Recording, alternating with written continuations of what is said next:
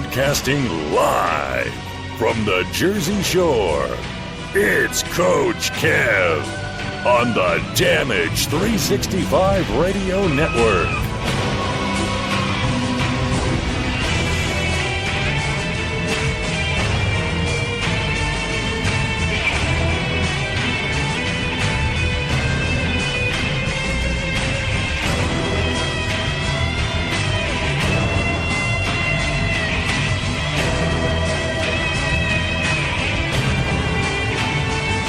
And welcome back, everybody, to another episode of the Indie Super Show here on the Damage 365 Radio Network. This is episode number 10, and it's a four-year anniversary show. Can't believe it's gotten this far. Two guys sitting around a kitchen table with a couple slices of buffalo chicken pizza and a laptop talking about how much they hate A-Rod. And that's how it all started 4 years ago yesterday. And it's kind of advanced into a podcast superpower, I guess you could say, up here in the Northeast, and eventually blossomed into the D365 promotions and all that fun. Speaking about that, we will get into WrestleCon, the pros and the cons of the con, and all the fun we had. And, of course, there wouldn't be wrestling without drama. And here to talk about that, my co-host today, Dave Mooch of MZ Promotions. Welcome back, Dave. Thank you. How's everybody doing? It's been a while since we had Dave, but every time Dave is on, it's usually it's fun times. Yeah, good things are gonna be spilled. So, well, maybe not for the people that are listening. Only the truth, though. That's it. That's it. Only the truth. What would say? Stress-free with MZ. There you go. There you go. And that's no BS. Yeah. He's freaking out right now. Okay. I want to make a t-shirt of that. Make sure to make it the most hideous color ever. He was like a street cone.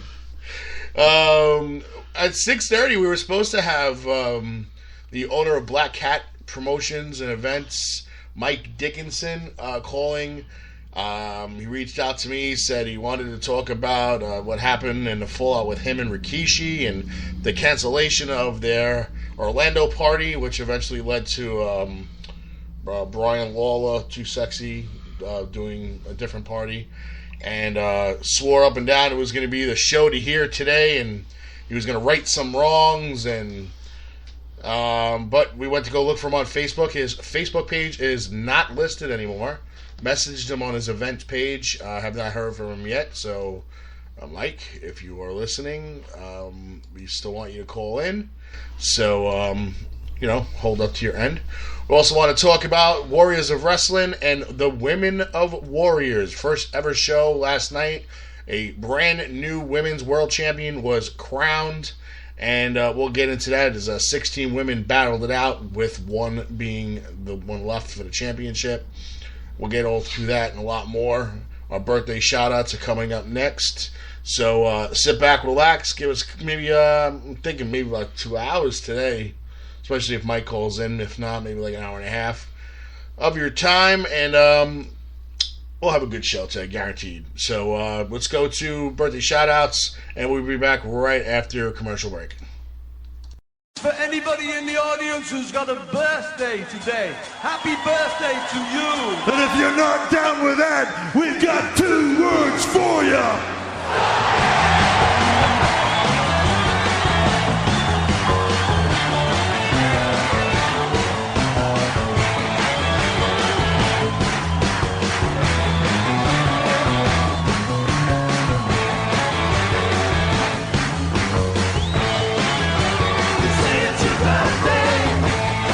Got some birthday shout-outs, ladies and gentlemen. Happy birthday goes out to some damaged lum out there. Former outfielder number 44, John Nielsen. Happy birthday, John. Happy birthday to former DH number 30, Nick Amberger. Happy birthday, Nick. Happy birthday out there to former pitcher number 29, Gary Rosenthal. Happy birthday, Gary. Happy birthday to former team manager, coach. She did everything. She is a Hall of Famer, number 49, and Marie Turk. Happy birthday, Annie. Which means if it's Annie's birthday, that means it's tax season is any day now, which means you're better mail your taxes. Happy birthday goes out to a buddy of ours. We got to see him last night at Women's of Warriors, David Marcus. Happy birthday, David. Happy birthday to all the people celebrating their birthday this past week with these fine people.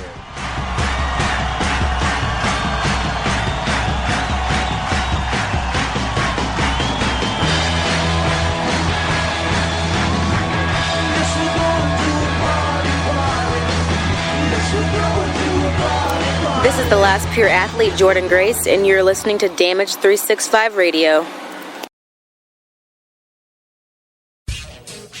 The following announcement has been paid for by the New World Order. Hello, ladies. The Big Valboski here, and you're listening to Damage 365 Radio.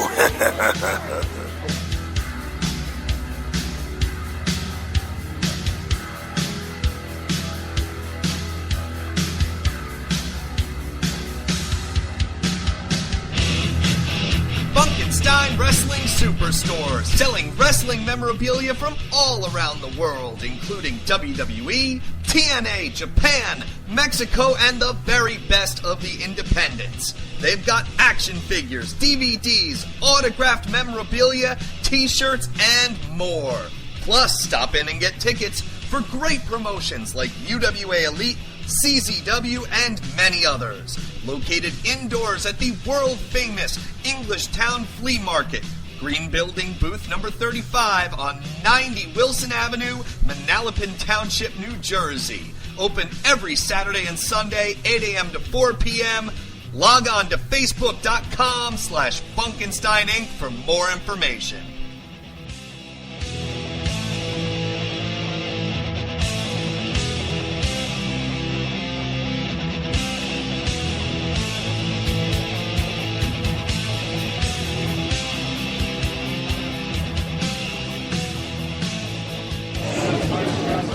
This is the War Machine Rhino, the last ever ECW World Heavyweight Champion, and you're listening to Damage 365 Radio. Keep listening or you'll get gored in half.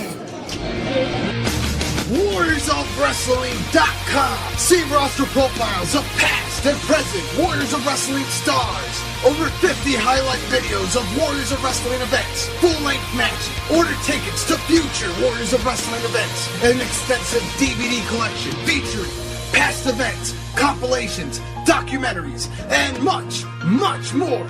Only at WarriorsOfWrestling.com. This is Lanny Poffo, formerly the genius full of glory and renown. You are listening to Damage 365 Radio. The following announcement has been paid for by the New World Order.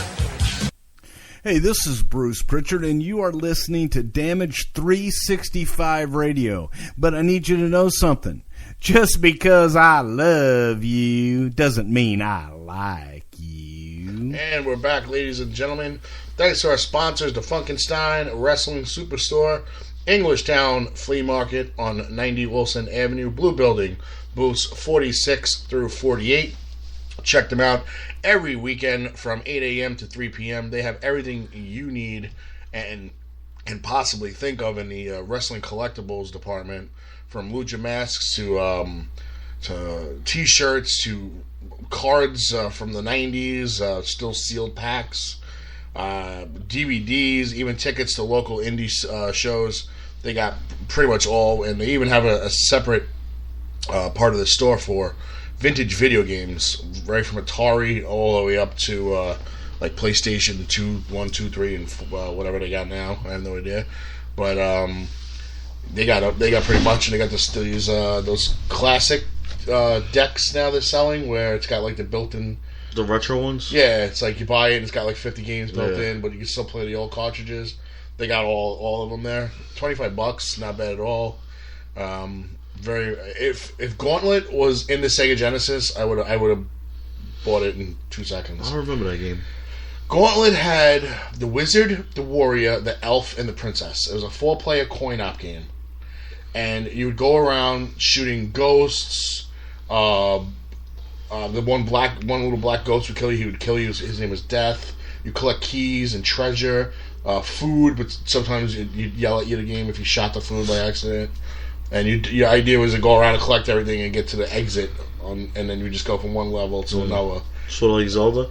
It's Zelda, but it was like early Lord of the Rings. If you think about it, you had the warrior, the elf, the princess, and the wizard. So it was, what Lord of the Rings fans can very easily say, "Oh my God, it's just like it." It was an awesome game. I mean, it was 99 levels. I remember at the bowling alley watching my parents bowl, and they'd give me like half a roll of quarters. Hey, sit there all night. Yeah, go play. And I'd literally like ham up this machine, and nobody would be allowed to play unless they knew how to play. If they didn't know how to play, I didn't let them because they slowed me down. And I would literally beat the game every Tuesday night of bowling. Just beat the game. I had everybody sitting around me like, oh, this was before camera phones, so nobody was recording it and stuff. And then Nintendo made it. It was Gauntlet, and then they made a Gauntlet 2 and Gauntlet 3, which were both terrible. And then Sega Genesis made Gauntlet 4, which was Gauntlet 1 for Nintendo. So that plus the graphics were a lot better for Genesis than they were for Nintendo. Of course. So it was great. So I have the cartridge somewhere. I have no idea because I remember buying it at a flea market, and I borrowed one of my cousin's Sega Genesis, and I hooked it up to the flat screen, but it wasn't a digital converter, so it kept getting like this really loud feedback noise. So I was just playing it without the sound, which is not the same. It's not the same. It's not the same. You got to get yelled at by the computer. Say, "Stop shooting the food." It's like watching porn without music. Exactly. You need that. I mean, I don't know why. It's really, really tacky music, but when you hear it, you're like, "Oh my God, that's porn music." You know it out anyway. Yep. Right away you think of it. All right, so WrestleCon. I feel like it was still yesterday. Just last week. I still feel like I'm having like, you know how people have jet lag? I still feel like I'm having WrestleCon lag. Not in a bad way, because I had so much fun. I'm not even going to say like non-financially. Yeah. I still had fun because it was time away. It was like a mini vacation. 95 degrees, 70 at night, no humidity at night. Everything based around wrestling. Yes. I mean, the whole city of Orlando was buzzing with wrestling. You couldn't go anywhere. It could be. I went into Wawa, which, shocking, my hotel was near a Wawa because that's me. Yeah. I play my life around Wawas.